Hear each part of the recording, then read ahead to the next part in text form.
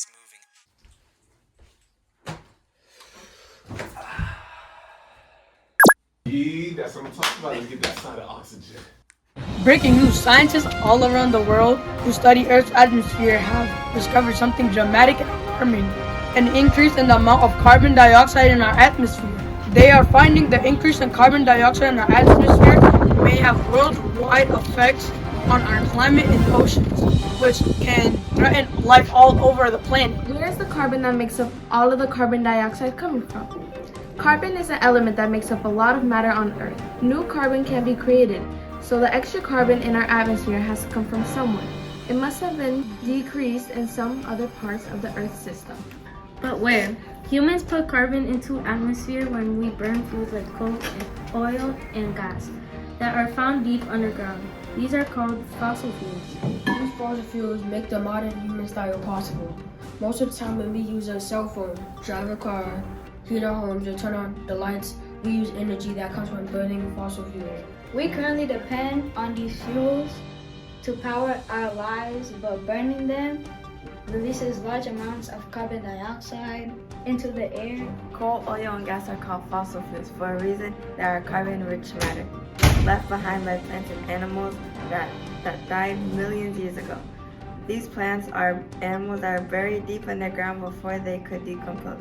So decomposers never break down in dead matter. Over millions of years, the remains of plants and animals turned into rich carbon fuels, coal, oil, and gas. Earth is a closed ecosystem. There are many different regional ecosystems on Earth, but they all share one atmosphere and one ocean.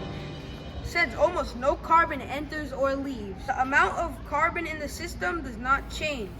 If carbon is increasing in one part of Earth's system, it must be decreasing somewhere else. Although carbon rarely leaves Earth's system, carbon moves in a cycle within Earth's ecosystem. This cycle is powered by energy.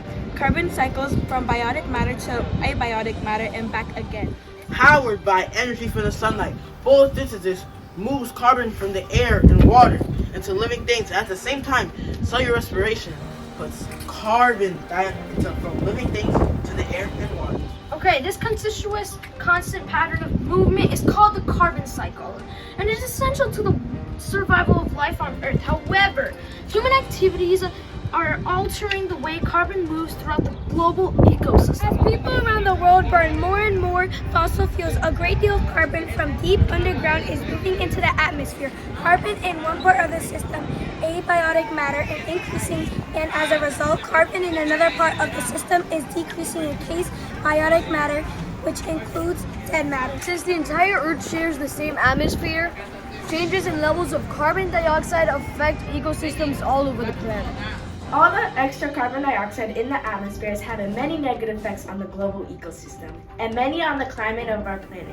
Adding carbon dioxide to the atmosphere changes climate and weather patterns around the globe in ways that make it harder for many organisms to survive. Increased carbon dioxide causes global temperatures to rise and make ocean waters more acidic and changes with weather patterns. These changes may increase the chances of extreme weather events like hurricanes and droughts, which affect humans directly as well as the ecosystem.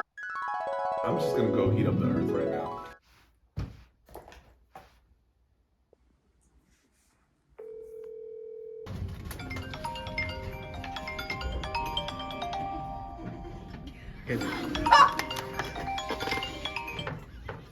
Yo, Lil D-Dot. Hey, what's up, Lucy? I need your help. We need to write a diss track on CO2. Bet, I got you.